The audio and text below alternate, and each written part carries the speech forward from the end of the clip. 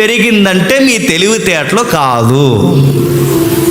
మీ ఆర్థిక పరిస్థితులు స్కేల్ మారిందంటే మీ తెలివితేటలు కాదు. మీ పంట పొలాలు అభివృద్ధి పొందాయంటే మీ తెలివితేటలు కాదు. ఉన్న పాటని చిన్నల నుంచి ఒక పెద్ద ఇంట్లోకి మనం వెళ్ళామంటే మన తెలివితేటలు కాదు. సరి అయిన వాహనాలు లేని మనకు ఈరోజు కార్ల మీద తిరిగే ఒక చక్కటి సౌకర్యం వచ్చిందంటే మన తెలివితేటలు కాదు. మరి ఎవరిచ్చారు ఇవని అంటే బైబిల్ చెప్తుంది, దేవుడే ఇచ్చాడు. నేను నమ్మాడు.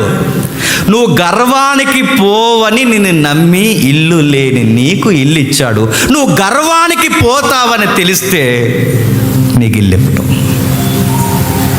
నువ్వు గర్వానికి పోవని నమ్మాడు కనుకే నడుస్తున్న నీకు వాహనం ఇచ్చాడు. నువ్వు గర్వానికి పోతున్నావు అని తెలిస్తే ఉన్న వాహనం కూడా చెప్పండి తీసేస్తాడు.